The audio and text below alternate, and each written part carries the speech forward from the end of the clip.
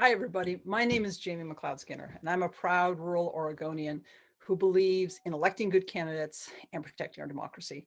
And I'm so proud to be joined by three people who epitomize that today.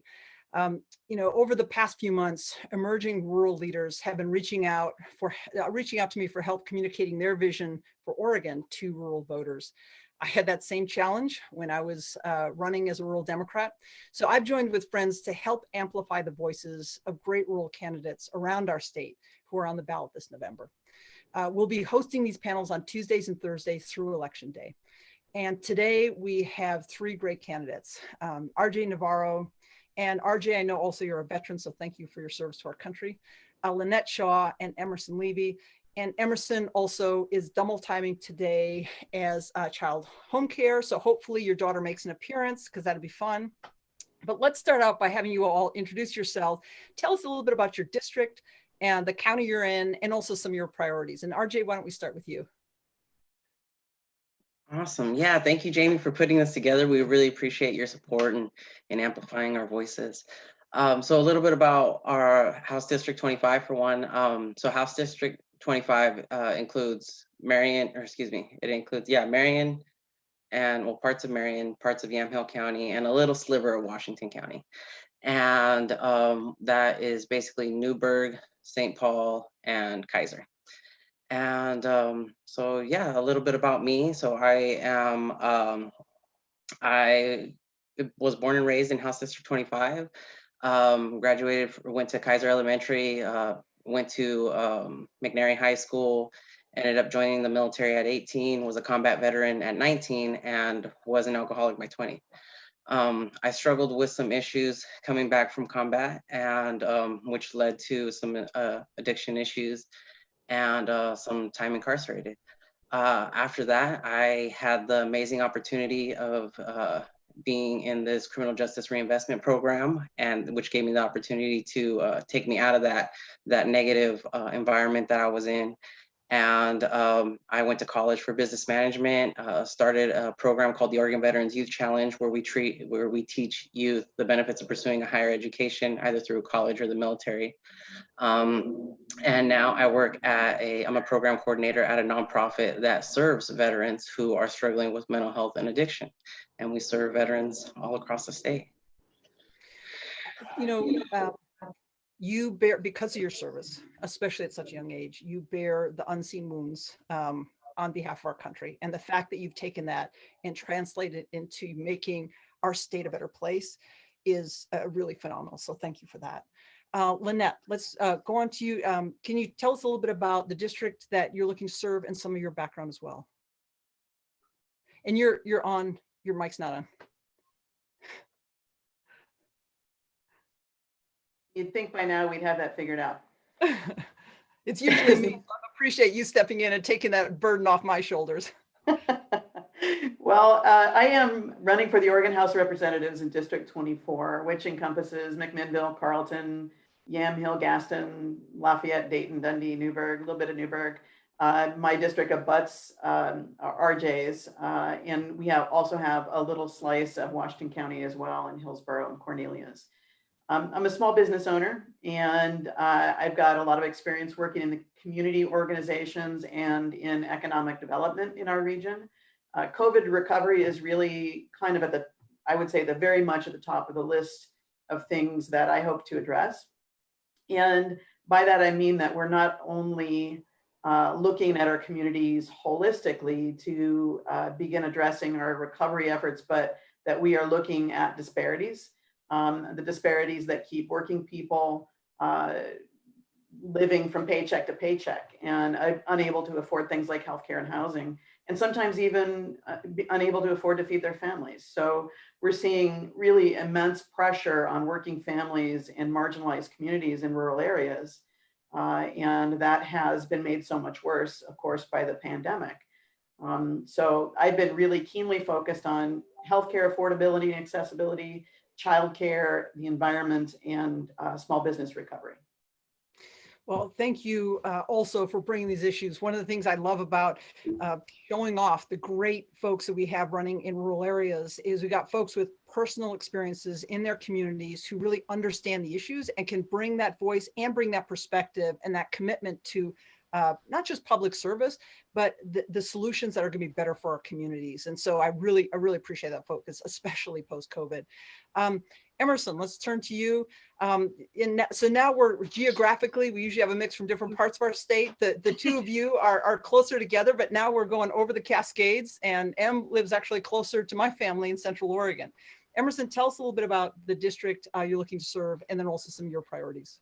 Yeah, absolutely. My name is, again, thanks for having me, guys. My name is Emerson Levy, and I'm running for House District 53. So this was my over the Cascades direction towards Deschutes County. So they call 53 the donut because it's a donut around Central Bend, if you want to call it that. So I live in Bend here with my family, and then it's Redmond, and then Sun River and Tumalo as well. So really four distinct cities with different needs and personalities. And I think that's one of the main goals, is to really represent every single city and to be accessible, to understand the different and diverse needs. We're really at an interesting point, which obviously Jamie can speak to as well, in Deschutes County, of kind of at a moment of change. And I think we're going to see a lot of emerging leaders from this area and other parts of the state, of rural counties. So thanks for having me. I'm really excited to chat with everyone today. So, thank you.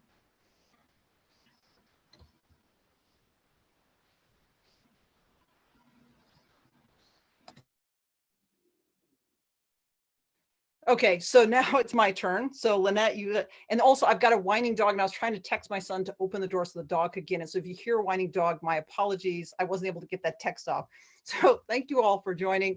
And what I want to do is start us off by asking some get to know you questions. And one of the things that's really fun for me in these conversations is inviting folks from rural areas to really talk about that experience and that distinction, essentially. And so what, and I'll start with you, Lynnette, and we'll rotate through folks. But what important perspective will emerging rural leaders bring to Salem, and how will this better serve all Oregonians?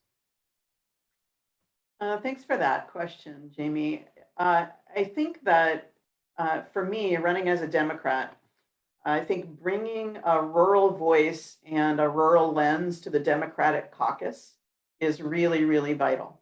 The Democratic caucus right now has a lot of power in Salem, and by doing that, we can, I think, become a voice for diverse communities within the power structure that exists in Salem right now. And we can bring rural concerns and rural innovation. I think rural people are some of the most innovative people that I know of. And we are going to have to come up with some innovation, and also bring a lot of diverse viewpoints to the table when we start to think about recovery. So I think that innovation and that diversity is really going to be the strength of having more rural voices in Salem. Well, and I really appreciate you specifically calling out the diversity within rural areas. I think a lot of folks overlook that and don't see that as much. And so having, recognizing that, and also having those voices emerge is really critically important. Em, same question to you. What perspectives will emerging rural leaders bring to Salem, and how will this better serve all Oregonians?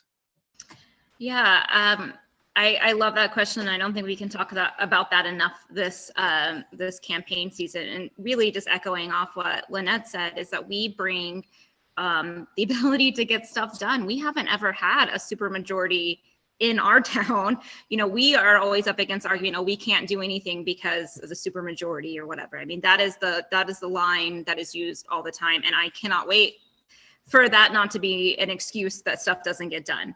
I think we need some new faces in Salem to represent rural counties, so we can get some stuff done and not use that as just an obstructionist argument to not get good work done, because it's an easy argument to hide behind. Now, at the same time, we need to acknowledge that Portland has an outsized influence in what happens out here. So it's one of those things that both are true.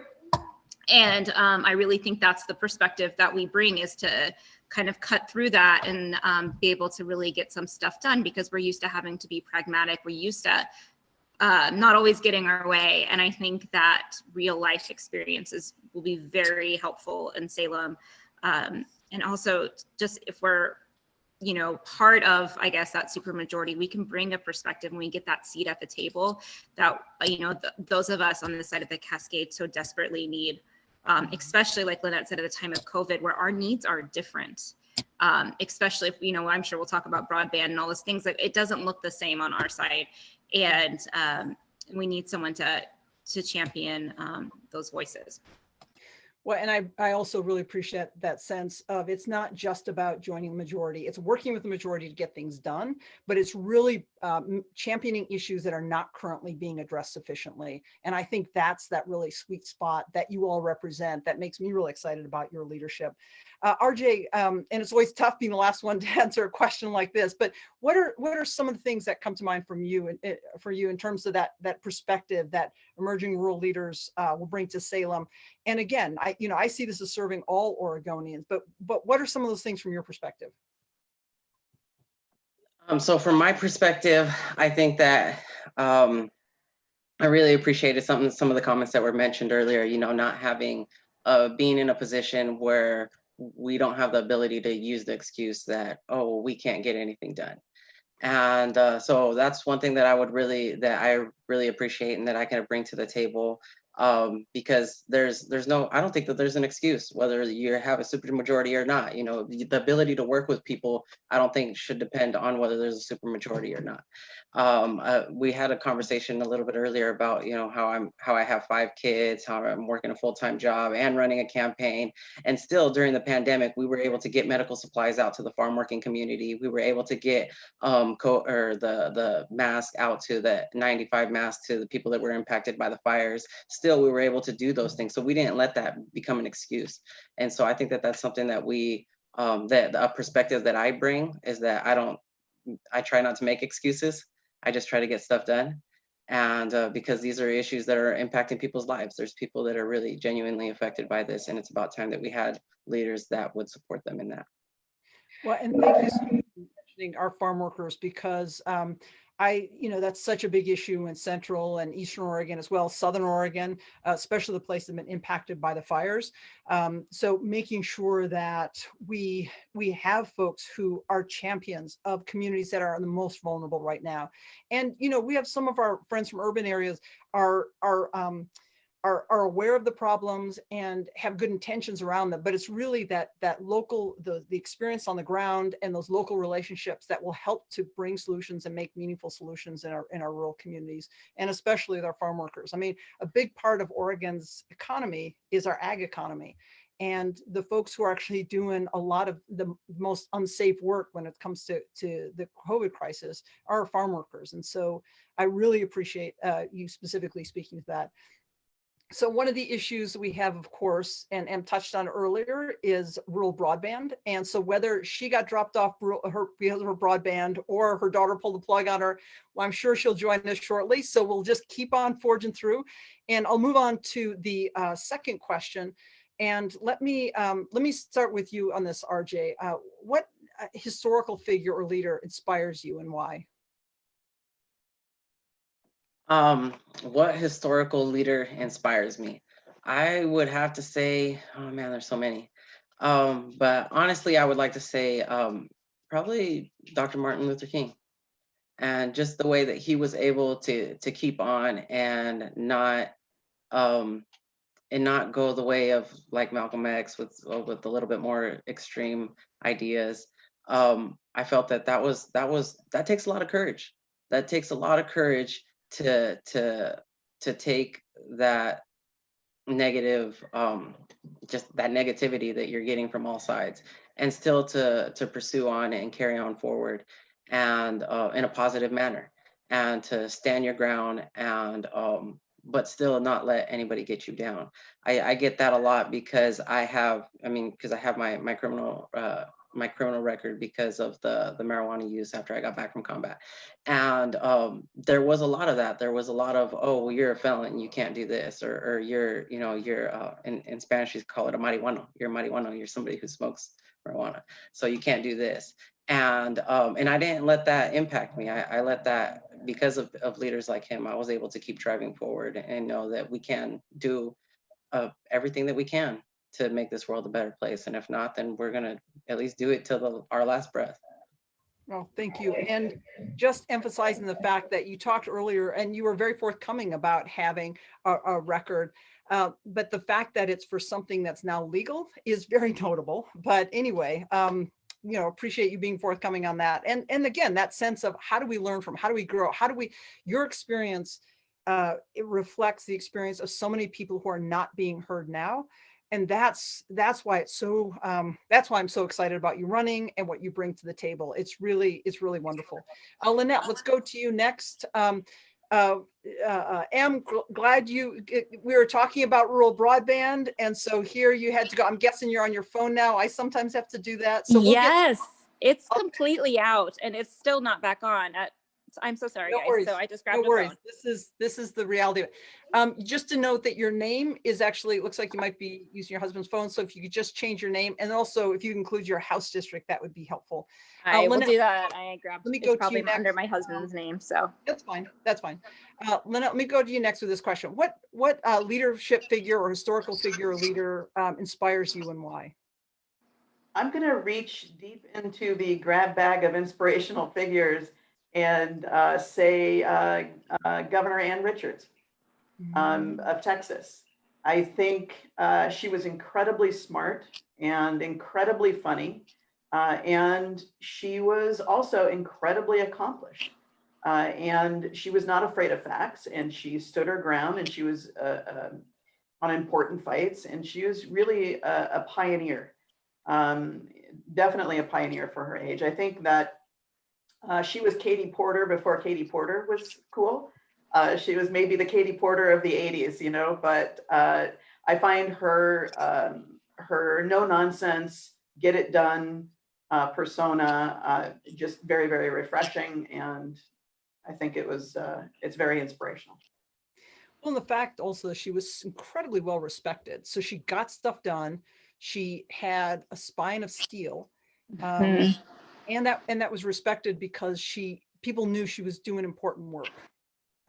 That's great. I hadn't thought of her in a while. That was fun. Who is a leader or historical figure that inspires you and why? well, I had one, but I actually want to talk about Ann Richards a little bit more. I mean, was it Dukakis that was running when she gave that speech? That was just, I think, to me, one of the greatest speeches at a convention. It was just so dynamic, where she talked about, she was like Ginger and Fred Rogers, you know, he did everything that she did, but she just did it. But I mean, I don't think that at that point we had seen a woman give a speech like that with just such power. And then, like you guys are saying, then she puts on top of it the fact that, you know, I don't know off the top of my head, it was like the Treasury Department, I'm pretty sure, that she ran in Texas at first, and like flipped it around and like made it efficient and profitable, like right away. So nice. I think she's great. And I think that there's a documentary on her on Netflix. If there is, I'll put it in the comments. Everything's on Netflix these days. Everything is, yes. Yeah. Let's get on some more individualized questions. And why don't, I forgot where we were in the rotation. So Lynnette, let me just start with you on this one. You mentioned you're a small business owner. So as a small business owner, what do you think has really prepared you both to run for your seat, but also serve effectively in the legislature when you win? My wife and I joke that we can handle just about anything if we know what the expiration date is. You know? And so, you know, we knew that coming into this race and running as a candidate. And I think that I was born a very persistent human being, but being the owner of a small business has really given me a stamina and a focus on achieving goals. That's really kind of, I think, added a layer to that natural persistence. And it's also given me a lot of practice at understanding the big picture and incorporating big ideas into detailed plans. And I think that small business owners are by necessity good collaborators. We are there to get things done. So we don't choose the political leanings of the folks we deal with. We take all comers. We learn to work together for the betterment of everyone. We really have become experts at crafting what I would call win-win solutions. And it's a really valuable thing to understand. And it's positioned me to legislate in a way that comes first from mutual respect and an understanding of the needs of others. And it's also instilled in me, I think, a really solid grasp on the values of having more voices at the table, not less. Thank you. RJ, you mentioned growing up in your district. So as a lifelong resident of your district, what issues would you like to address that when you're in Salem that directly impact the folks in your community, in your district? Oh, and now it's your turn now to, Em, you're next. So it's like, we've been there. Yeah. Awesome. So yeah, one thing that I find that that hasn't gotten as much support as it's needed is something that's actually pretty simple, is access to clean water. I remember learning to fish and swim right here in the Willamette River, and then one day I decided to share a spot with some friends, and the look on their faces as I jumped into the water that hot summer day, and when I came out, told me that something was wrong. They were looking at my hands, or excuse me, they were looking at my feet to see if I had web feet, and they were looking at my hands to see if I had extra fingers, because they heard that the Willamette was just beyond repair because of the pollution. And things have gotten better since, but it's still recommended that you catch and release if you're fishing because the fish could be toxic. And so now the entire river has this bad rap that you can't swim in it, and usually everybody would go out into the rivers over in the San Juan Valley, but now with the recent fires in the San Juan Valley, I think that we need to be more concerned about the livability of our local waterways while we try to rebuild our favorite swimming holes. And that's just the above ground water. So the city of St. Paul, which hosts the St. Paul Rodeo every year, doesn't even have access to clean drinking water. So the city can't afford to run its filtration plant, let alone maintain the entire outdated water system. And residents are constantly complaining about the odor and the color, but the city is more concerned about the toxicity that's borderline non-potable. So livability and potability are a major issue in our district, but I think that the main thing is that water is life, and so we should be treating it as such. Thank you for that. Well, in Central Oregon, we talk a lot about Warm Springs and the reservation having issues with access to drinking water and not having access to drinking water. But the fact that this is a problem throughout our state, and that focus on, the basics. If you're talking about running to run a business, a city, a community, public health, it all starts with those basic things. So that focus is such a key priority. And then also, I really appreciate your story about the river, because when we talk about protecting our climate, protecting our natural resources, the language, and I always say this to folks in urban areas, the language that we use when you're from a rural area is some of the things that are more experiential. So we talk about, air quality and wildfires and drought and swimming in rivers. And so that's also the way that we connect the issue to our neighbors who may be have different political inclinations, but at the same time, we care about those same things. So that bridge building technique that you have is something that is just of such great quality and needed so badly in Salem. Em, let me go to you next. So you're known as a champion of education and school safety, student safety. And I've heard that you're even working to introduce school safety legislation into this next session, legislative session, the 2021 session, even as a candidate. You're not even a sitting legislator, and you've already introduced through a sitting legislator to have a review of legislation. Can you tell us more about the legislation you're working to introduce? Yeah, absolutely. I'm really excited to talk about this. And before I do, I just want to point out why what RJ said and why it's so important to have things like you're doing like this, Jamie. Is I absolutely did not know about the issue that RJ is talking about, and so maybe someone in my district is watching, and we can just have a better understanding of where everybody's coming from. And I can't really think of anything better than that. But so jumping to the next thing, so what we want to do is this was a legislation originally brought by Lori Almhoff, and her daughter was Alyssa, and Alyssa was shot 10 times through a door in Parkland, Stoneman Douglas shooting. And what it is, it's an emergency management system where through an app on teachers, administrators' phone, they can click it, and it is a silent panic alarm. And it buys time. And what Alyssa's mom says is that time is life. And obviously, she feels if her daughter had, if there was more time to act, that she would probably still be here today. And so I'm excited to bring this to Oregon. I'm excited to carry on her legacy. And, you know, this is important work, but it's not just for the worst event that could happen. It's just an important emergency management system.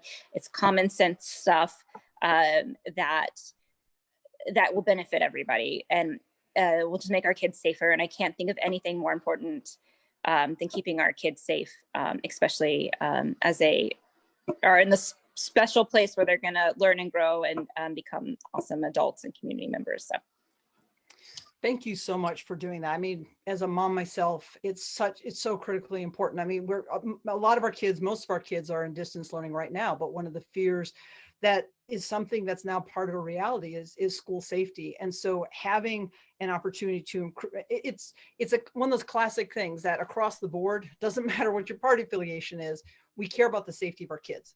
And that kind of focus, and that focus that you bring, is a perfect example of ways I've seen you step up and say, hey, let's work together on this. Let's make sure that we've got something that we all care about, and let's focus on getting that done.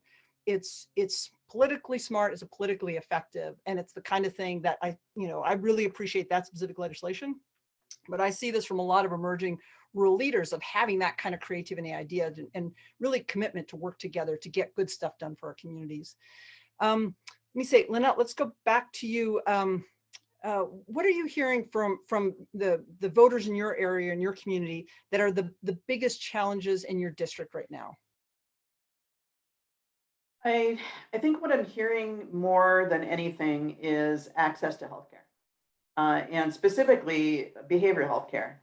It's really, I think it's really concerning for a lot of folks in the community right now. And I know we're not alone. I mean, I know RJ would say the same thing, and I'm sure Emerson would say the same thing as well. This is an issue that rural areas struggle with. Access is incredibly difficult. You know, we sometimes hear when we talk about emergency mental health services in a crisis, the wait time is sometimes 5 weeks. You know, so we really have to start thinking about Oregon's future healthcare delivery and stop kicking it down the road, basically. Second and third, I would say probably the health and well-being of our small businesses is something that people have real valid concerns about. They don't want to end up as a community of big box stores and chain restaurants. And we need to start coming up with some creative solutions to address that. And then I think childcare is the other one that I hear a lot of. And this is an issue that I'm seeing it affecting women in particular. And I hear from women who have given up their careers right now because we have such a great unfilled need for safe and quality childcare in our community. And that was an issue before COVID, of course. We have a childcare desert here, but we're seeing how COVID has affected that and the ripple effects that are then affecting local families. That's such a huge point. I mean, we were talking about distance learning just a moment ago, and absolutely. I mean, and you talked about an impact on women or on families. We got one of the people on this call who's double timing right now with childcare just because of from her events. So yeah, it is so critical into our businesses, to our homes, to our communities. So that's such a great point. The other thing about your first point about behavioral health care, I remember a couple of years ago, talking to sheriffs in rural counties, and I asked what their biggest issue was, and that was the issue they raised. And so they said, we're putting all our personnel in addressing behavioral health issues and not on public safety. And so, and then also we have also seen really tragic examples of public safety stepping in to address behavioral health issues and mental health issues when people are not trained and equipped. So there's so many things that spin off from that issue and that need. So I really appreciate you bringing that. And again, it's a huge issue in rural communities. It is really everywhere, but it specifically draws resources away that people don't otherwise have in rural communities. It's such a key point on this side of the Cascades as well. RJ, you mentioned some of your background. We were talking earlier about farm workers and just how so many folks, so many Oregonians are being overlooked. Oregonians either by birth or by residence. And as someone who yourself has a farm working family history, what are some of the issues that you'd like to address in Salem regarding our essential workers, the people who put food on our tables especially during this COVID pandemic? And you've got, I forgot again. I cheat and leave mine off, so. So yeah, I think that I believe that we need legislatures now more than ever who will advocate and fight to pass legislation to improve their communities. And by that, I mean the entire community, not just for those who they agree with. I remember hearing a quote that said, I would never wish for another 9/11, but I would give anything for a 9/12. And I think that in saying that, what they wanted to express was that they missed everybody coming together and working to overcome. And that's what we need in House District 25 so bad. We have, people have been disproportionately impacted that are essential workers. And there wasn't any public health information that was going out in languages other than English. And still we were wondering why Latinos would account for 40% of the COVID cases, but they don't account for 40% of the population. So I think that we need to be outreaching in multiple languages to ensure that the communities are getting the health information that they need. And we need to work together to come out of this together. Another thing that I think that Lynnette touched on, which was really awesome, is that access to healthcare. I mean, when it comes to the migrant communities, there was an issue with public charge that they weren't wanting to apply for OHP, or they weren't wanting to apply for housing, or they couldn't apply for those services that they needed for fear of deportation or of coming in conflict with their immigration status. I don't think that that's healthy for the community at all. And yeah, when it comes to health services, I mean, there's all sorts of things that we could work on. When Lynnette was talking right now, she reminded me of when I was visiting with some family out in Dallas, and my son had his first seizure. And when he had a seizure, we didn't have no clue what to do. And luckily, the officer showed up. He knew what to do to try to get his breathing going, because he stopped breathing for a second. And then the ambulance showed up, and that ride from Dallas to the Salem hospital it seemed like a half an hour, and it must have been, maybe 15 minutes, because they were hauling. But it shouldn't take that long to get access to a doctor. And thankfully, he came out of it all right. But still, I worry about communities like St. Paul that are out in the middle of nowhere, that have to drive to Woodburn or have to drive to Newburgh, and because those are the closest communities. Salem's not an option for them, and so that's unfortunate. So I think that that's something we should really address. It's the same story across our state, and just the names of the towns are different. I hear the same story so much. And first of all, that must have been terrifying to go through that experience as a parent. And so I'm so fortunate, and I'm so grateful that you had the help you needed when you did. But also the issue of the vulnerability of our farm workers, again, those who put food on our table. I remember talking to a friend out in Eastern Oregon who is working with farm workers, a great guy. It's a great community group, RAICES. It's a great organization that works with vulnerable communities in Eastern Oregon. And it was shortly after, first started talking about it shortly after the governor's stay home, stay safe order. And, he pointed out the obvious. He's like, Jamie, the folks I work with don't have that luxury. they are literally, frontline providers, and they have to go out. One, because crops are otherwise going to rot in the field, but also people don't have the financial bandwidth to stay home. And so just the fear and not having the equipment they needed, the PPE and all that stuff to be out there, not having some of the support. The state, I'll give credit to the state. The state stepped in and tried to provide some resources, but it was a delayed response just because of the nature of people responding to a crisis, and people were still in need. And so having folks who have thought through and identified this as a problem and create and establish legislation and safeguards to protect communities is so critically important. Again, it goes back to protecting our economy. It's similar to in Southern Oregon.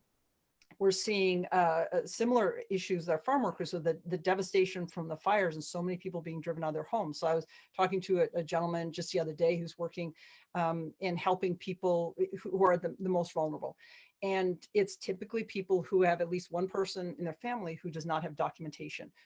Typically, the family will have someone who's a citizen in the family, but because they do have family members who do not have documentation, it in some cases means they're either not eligible or limited eligibility to FEMA resources. So we hear about all these resources that are available. They don't have access to it. And there's also a tremendous amount of fear, especially under this administration, that they will be targeted. We had 50 ICE officers show up in Central Oregon for 2 people who had minor violations. And there's fear of that right now in Southern Oregon. So again, having someone with the commitment and the mindset who's establishing legislation to make sure there's safety for all Oregonians in our state, and making sure those protection measures are in place is just, I think, a perspective that's so important. And that, again, that lived experience, that personal experience is really critical to shaping an understanding of how, the impacts, the multiple impacts, intended and unintended consequences that legislation has. Sorry, you just touched on a nerve for me. So let me go to you, Em. What are some of the biggest challenges that you're hearing about in your district and things that you really want to tackle in Salem? Yeah, again, just saying how much I appreciate this call and just like hearing so many of those issues are so similar throughout the state, like you were saying. And I really think something that, RJ and Lynnette and I'll bring to the legislator is a lived experience. And there is nothing that you can do to replace the value of a lived experience. To bring that perspective will only write better legislation. Like Lynnette said, childcare is everything here. We are in an epic desert. I guess first my broadband went out to demonstrate that point, and then we had like a potty emergency. So I'm just going to be here to demonstrate all the points in a visual way. So we were short 3,000 spots for childcare prior to COVID. And now 2 of our bigger places have closed. Lots of them are taking less people because even though I believe the governor said that they could take as many people as they want, that's just not happening. Like that's not fair to say. And again, I'm not sure if this was retracted, but at one point this was definitely you can have 25 kids now. Well, no childcare provider is going to feel comfortable in that situation. That's not a solution. So we have lots of space, and like I'm not saying, like my sister teaches or taught at Tualatin High School. She's a science teacher, and it's really hard to have female science teachers she has almost 15 years experience, and she has 3 boys who are now virtual learners. And my brother is a frontline physician, and she resigned. So and I have countless stories like that. I'm an attorney. I'm not taking any clients right now. There's a lot of that. I think women are really bearing the brunt of this. And there's a lot of men that are doing great stuff, but I think we can safely say that women are bearing the brunt of this crisis. So we have a plan put forth, a shared services model where we can have smaller groups of kids. And if you're a employer and you say, I've got room for 5 kids, or I'm a church and we can take 10 kids. And so you share all of your fixed operating costs. And you can even get a curriculum, and you can work through this system to be able to get more spaces online.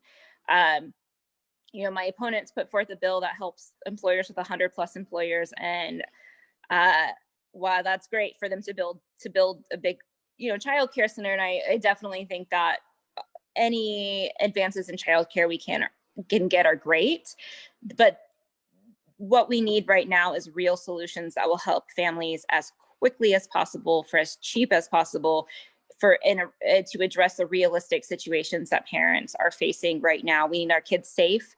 We need to help, and we need to, after this is all over, we got to figure out how we're going to make it right with women in this country, because they just took the brunt of this administration's failure to address this pandemic and take it seriously. Well, and Lynnette was mentioning being a small business owner before. I am as well. And the majority, over 50% of folks of our employees are employed, or at least were pre-COVID employed by small businesses. So only giving favors to very large corporations doesn't make sense. And in our schools, cohorts aren't supposed to be any larger than 10 students. And so it runs afoul of either other restrictions we have in place now to protect folks. Yeah, there's a lot of challenges that we face, and we're in a tough time, so there's no easy solutions. But I think it really comes down to having folks who understand the issues, have that lived experience, have a commitment to working with others, have the ability to work with others, and not just walk out. And I'll acknowledge that Democrats have walked out in the past too, but it's rolling up your sleeves and getting the job done. And that's the bigger thing. And so having people who can step into this role and do this work, I think, is so critically important.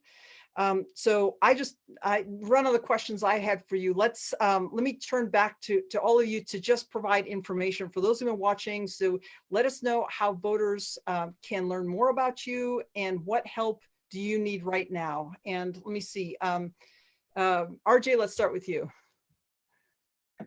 Awesome. So so you can find more about my campaign at it's just RJ for Oregon on Facebook, Instagram, Twitter. You can also go on www.ramironavarro.org and learn about some of our policies right there. You can also, through that website, donate $31 to my campaign to celebrate my 31st birthday this month. Sorry, I'm excited. It's my birthday. So so help me celebrate being 31 years in Oregon, and you can follow us online. Great. And happy birthday, first of all. And thanks for all the work you've been doing to also, again, bring attention to veterans and to bring that perspective to Salem. Lynnette, how do people learn more about you, and what help do you need right now? Well, you can find out, first of all, I'm going to go to RJ and donate that $31, because happy birthday, RJ. I think that's great. But folks can find out about our campaign on our website, which is Lynnette Shaw for Oregon.com. It's spelled out FOR, and my name is spelled LYNNETTE. You can find us on Facebook at Lynnette Shaw for Oregon to find our calendar, and that has things like phone banking and fundraisers that we're continuing to do.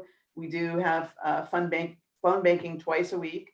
And we always need phone bankers, always want people to sign up to help us contact voters.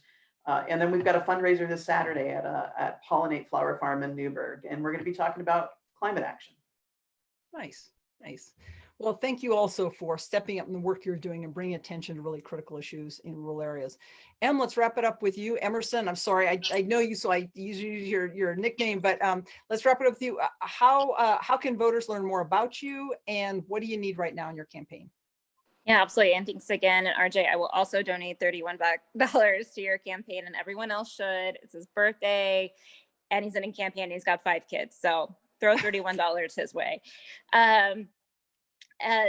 So I am at emersonvotes.com, and all of our social media is linked there. You can also find me at Emerson with 1 M, so like your microwave, the number 4 for Oregon OR, and all of our social media is linked to that. Right now, we are looking for lit droppers. And like Lynnette said, we're always looking for people to join our phone bank. And yeah, if you go onto our website, you can see all of our volunteer opportunities. And wherever you live, let's help all these candidates finish strong. Thank you all so much for joining me. For those of you who've been listening, you can see why I'm so excited about these 3 candidates, remarkable emerging rural leaders.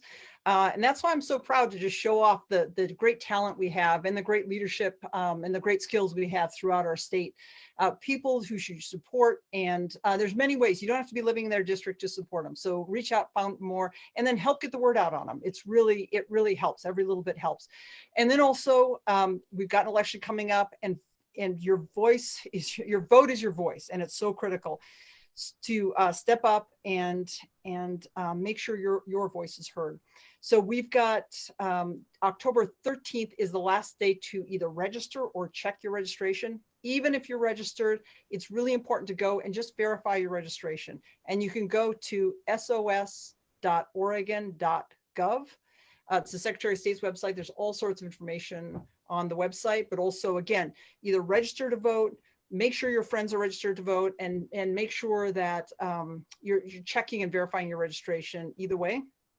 And then when your ballots are mailed out, of course, we're a vote by mail state here in Oregon, but we know that there may be delays in the mail service. And so think of the day you get, or that weekend after you get your ballot, as your election day. Research the candidates, make sure that you're voting for folks you feel good about, research the ballot issues. There's one that comes on campaign finance reform that's on the ballot to make sure we can implement campaign finance limits. I strongly urge you to support that, but check out the research your candidates, research the issues, and then vote early, mail that in, or drop your ballot off at a drop box. And again, your vote is your voice. Make sure your voice is heard. Thanks to all of you again for joining me, and to those listening, make sure to vote.